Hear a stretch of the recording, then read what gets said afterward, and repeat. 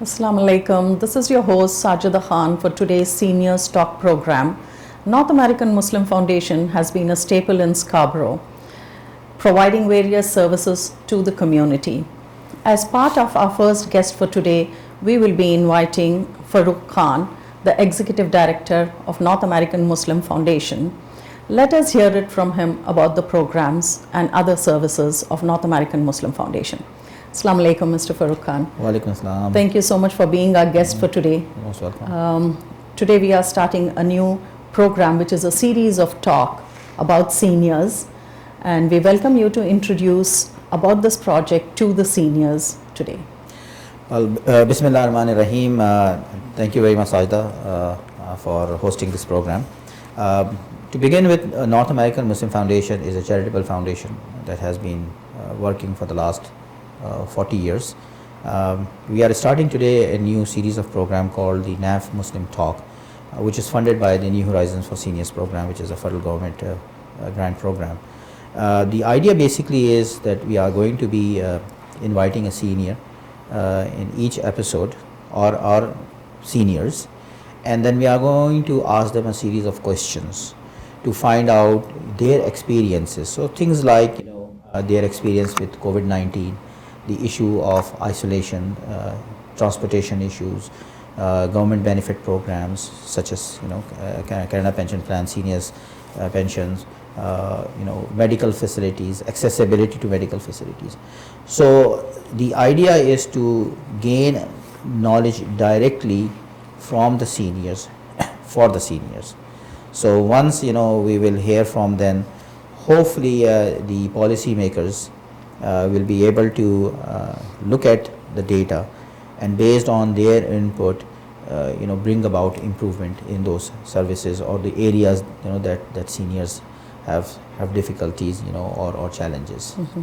So basically you're providing a platform for seniors to inform us about what they might be lacking, what are the gaps in the services, so that we can create more improvement towards their lives and services provided to the seniors. Exactly. Exactly. So such as, for example, accessibility is a major issue for seniors, right?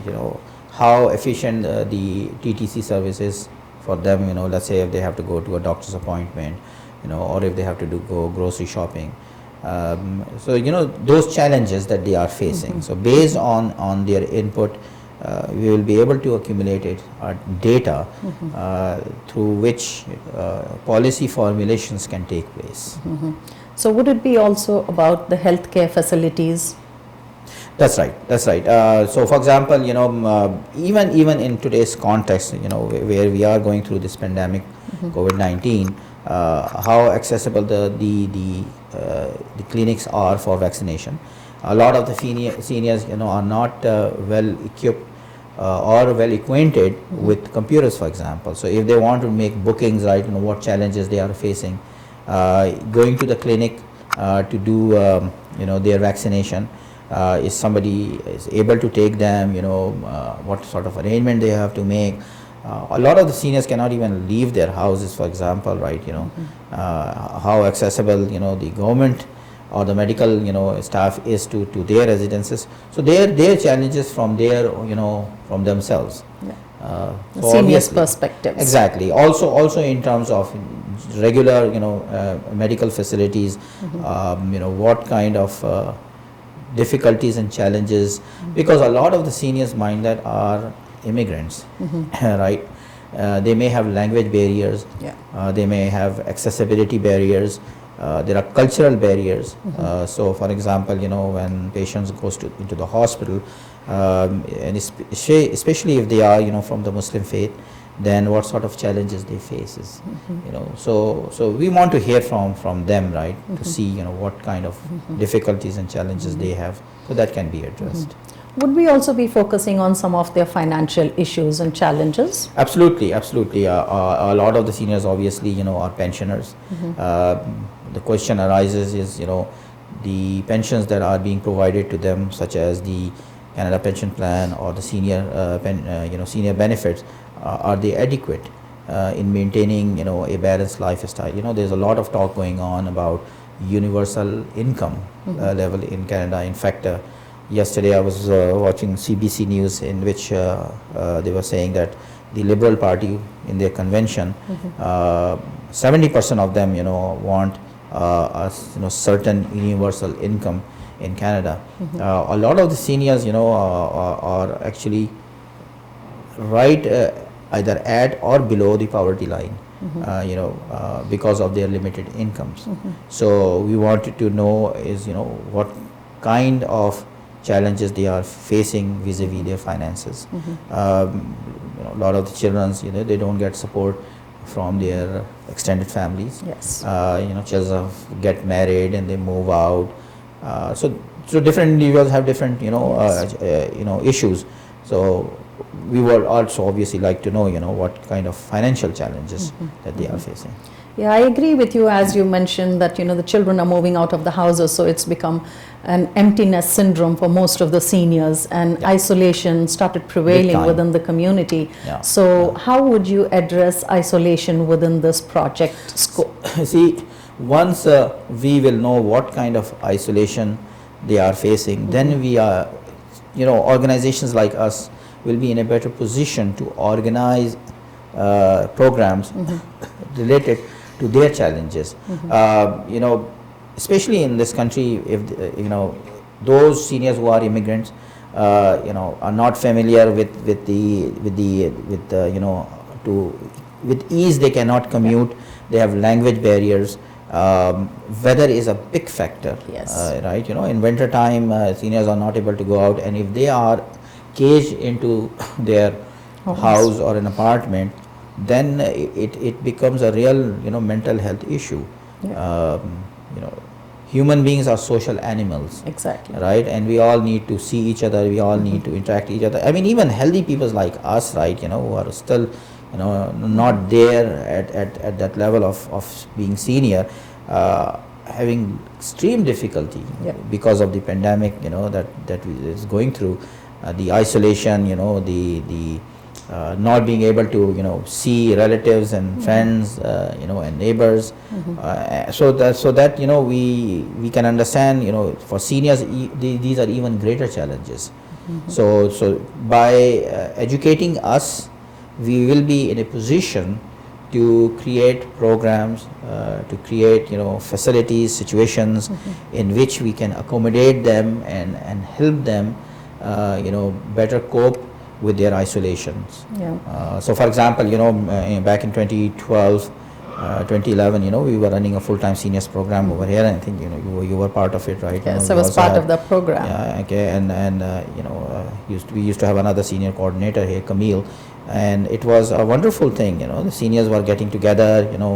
The trips. They are going to Niagara Falls or Ottawa. And all these places.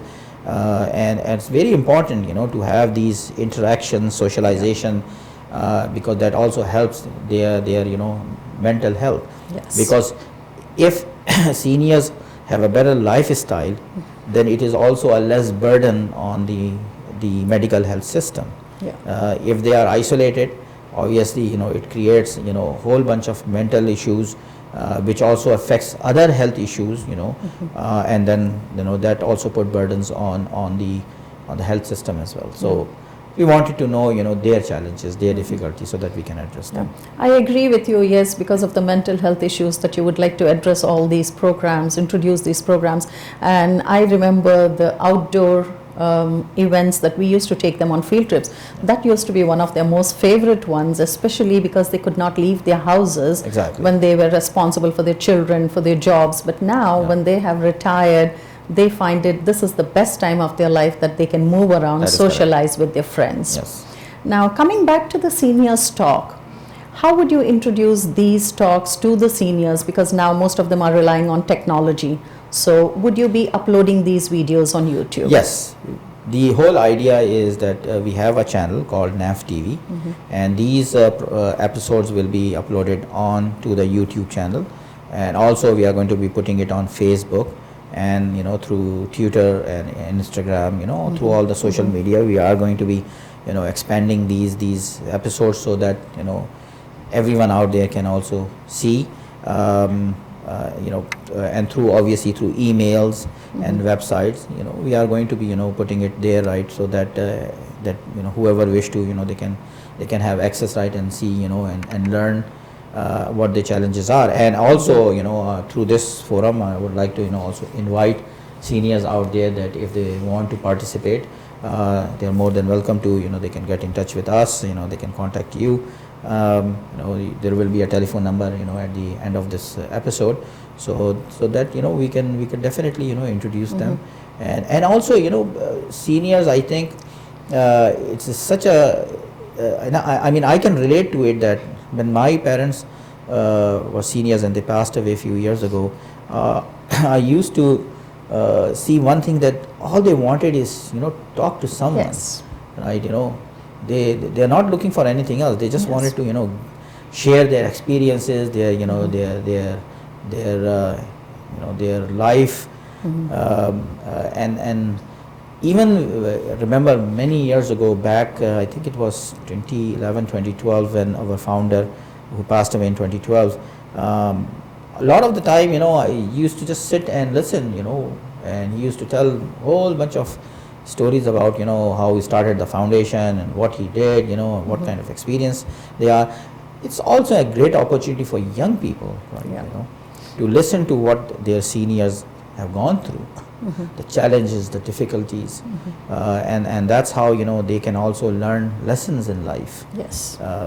So I think it's a great opportunity that for seniors, that they can come out and they can participate and they can share their experiences with the whole world. Yes, I agree with you. Since we all come from joint families, we are used to being surrounded with so many family members. So once everybody is, busy with their own life, then it's the seniors who would like to get back with each other, with their friends. And I remember during the program time, there were seniors who had met maybe about 2 decades ago, and the seniors program provided an opportunity and a platform for those friends to come back and meet each other, maybe even after 20-25 years. Oh, absolutely. So that was a great pleasure for them, and a great support, saying that, oh yes, you are still there for me. Yeah, absolutely. Yeah. And also, remember that we live in a very different cultural context in North America.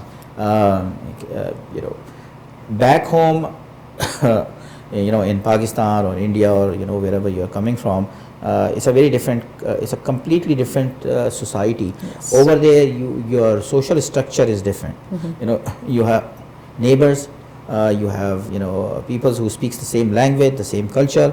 So the cultural norms are different. Yes. Whereas when you come to North America, situation completely changes. I remember, and I'd like to share this story with you and my audience here. Back in 2014, when my father passed away, and so I was there, right, and I told my mom, I said, let's go, come with me, to Toronto and stay with me. So she outright flat refused. She said, you know what, I don't want to leave this place. And I said, why? Look, there are 4 of us over here in Toronto. Yeah. You have more children over here, and you have only one, son left in Karachi there.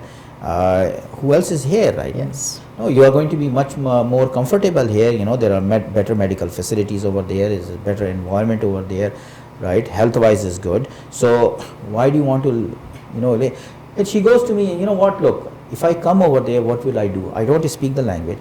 Okay, all day you are going to be at work. Your children are going to be in the school, and I will get stuck in the basement. Yeah. And it just hit me. Yes. It's like a brick wall, right? And I said to myself, I said, oh my God, how right she is. Yeah. And then all of a sudden, I start to realize, what, I'm getting there too, Yeah. Within the next, 10 years, I'm going to be a senior, and the same situation I'm going to be facing. In fact, I'm already telling my wife that, once I'm senior, I'm going to leave. No, but you'll be joining the program, and you'll be introducing delivering more programs for seniors. So yes, and that made me realize that seniors, especially if they are coming from immigrant families, they have real challenges and barriers over here. Yeah, but I'm glad, organizations like North American Muslim Foundations is already investing into seniors and thinking about promoting the programs to them, introducing these new programs to them and welcoming them to your platform, which is really great. I think that's a great idea that you're coming across with. Yes. And how many seniors would you like to interview for this specific project? This project is going to introduce about 24 25 seniors, if they are coming as individuals. If they are coming, 2 or 3 at a time, we are going to minimize the numbers because obviously because of the COVID-19 situation, we want to make sure that we maintain all the social distancing, and precautions for their safety and everybody else, right? So approximately, we are looking at around 24 episodes, you can say, that we are going to be doing it from now until, next year. There's going to be an episode every second week. Now obviously Ramadan is coming up, inshallah, hopefully starting Tuesday, and my hope and desire is that the moon comes out for everyone on Monday. And then so we are going to take a break because of the Ramadan, and then after that we are going to resume. Okay, and every second week we are going to inshallah have an episode where we are going to introduce a senior with their own unique stories and challenges. And also seniors, I should also add that they have contributed tremendously to the fabric of this country, both in terms of organizations like us, and a greater in society as well. So it's a tremendous opportunity for the younger generation to know their heritage, to see what their seniors have done. We often criticize sometime our seniors that okay, well look, they did not do this, they did not do that, right? But if we sit down and listen to the challenges that they have gone through, then definitely it will give a lot of reflection to all of us. I agree with you, because these are the seniors who have moved to Canada around 45-50 years ago, and they consider Canada their home, and they have all come with a very rich cultural background, with a lot of education, and there's a lot that they can give back to the community. So what would you expect the younger generations to learn from these seniors who are very valuable, contributing to the society? Well, basically, I can relate to the seniors' experience because I have been in this country for almost 40 years now. And when I came in the 80s, back in 82, Muslim community in particular was a very small community. We only used to have one masjid. It used to be Jama Masjid at Dundas West, and then there was a small room where we used to go for Medina Masjid. And there was maybe a musalla here and there. In those days, basically the tradition was that families getting together at each other houses, doing tafsir classes, right? And after that, socialization. And then after that, they started out these Sunday Islamic schools kind of thing, right? So now after 40 years, when we see things have drastically changed. There are a lot more Islamic organizations, Muslim organizations, cultural organizations, Muslim businesses, and mind that all this is done by our seniors. It is they that laid the foundation, the seed for this community. They are the pioneers. And so I expect that the younger generation will listen to their stories and to see what kind of difficulties and challenges they went through and what kind of challenges they are facing, so that they can reflect upon it, learn from it, and bring about improvement into those challenges that our seniors have faced. So this tremendous contribution the seniors have made, and as I said that we often criticize, especially in terms of the mosque culture, for example, right, that there's so much bickering going on and this and that, right? Yes, there's issues there too, but at the other hand, we also need to realize that it was these seniors that put their sweat and blood in creating these institutions that the younger generation is going to be using and obviously, the generation after. Yeah, I agree with you. The seniors have invested a lot in this community, building all these community structures, especially the masjids, religious institutions, and it is for the coming generations now to Absolutely. preserve what they have invested. Exactly. So what would be your plan to continue, or what are the other services that you would provide not only for Muslims but everyone in general? Well, I mean, we have a food bank that we operate full time, and in fact, majority of our food bank recipients are from the non-Muslim community. In terms of services, NAMF is very clear that we do not discriminate, based on race, religion, culture, whatever, right? It's open for everyone. A person in need is a person in need, Indeed. right? In fact, I will even say that this platform is also open to non-Muslim seniors. Yes. It's not only for Muslim seniors, it's open to anyone, okay, who's seniors, so that we can hear their story, we can learn from their story, right, and relate ourselves and then learn from it. So we have a food bank, as I said, right, inshallah, once the in fact, right now we are part of a vaccination engagement team program being operated through the City of Toronto. One of our grants just got accepted, so we are going to be going and educating the community about the importance of vaccination, because there is a lot of hesitancy in vaccination because of all these different stories and rumors going around about. I mean, to an extent, obviously the government is also at fault here, right? The flip-flop that was going on, especially vis-a-vis the AstraZeneca vaccine, right? First they said take it, then they said don't take it, then they said take it, right? This age can take it, that age cannot take it. It creates a lot of confusion. But also there is a lot of conspiracy theories, right? That vaccination will cause impotency, for example, or if a woman is pregnant, then it can create issues with that. Obviously these are all myths, and false stories. So therefore we need to go out in the community and educate them that vaccines are safe and it has an efficacy, so that we can all get back to our normal routine that we used to be. I mean, when last year this pandemic came in, as a result of it, the masajid got closed, right? It was a real challenge. Yeah. I mean, I remember last Ramadan we were only 3 or 4 of us that did our Tarawih, for example, right? And it was very difficult. Yeah, I understand Really it has challenging. taken a lot of Yeah. toll on the businesses and all the organizations. So we are going to be doing that. We are also trying to have a pop-up clinic over here for vaccination. We are in communication with the Scarborough Health Network, and hopefully once they do it, right, then we will inform the community so they can come and get their vaccination. Yeah, that's good to know that you would be organizing pop-up clinics here, because the trust factor is there with the community, that they could come here for the vaccinations. And of course, as responsible community leaders, we could probably engage them and educate them about the once COVID vaccine. leaders do themselves right, then it builds the confidence Yeah. that these are safe vaccines. Yeah. These are. I mean, I'm not claiming 100%. Obviously, there are still question marks that we have, but all in all, they are safe, and I think we need to get this vaccination done so that we can all get back to our normal routine, right? That the challenges and the difficulties that we have been facing so far. So, and inshallah, once the pandemic is over, then we are going to resume a whole bunch of other programs that that for example we run a basketball program over here for the youth in the evening.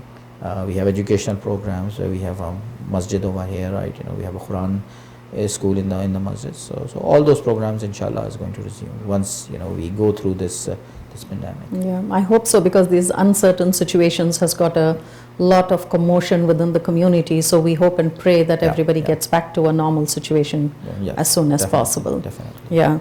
And thank you, Mr. Khan, for sharing your views with the community. We are impressed with all the work that you do towards the community, and we wish you, your staff, great success towards this project and further many more projects. And we thank all viewers for watching this talk show.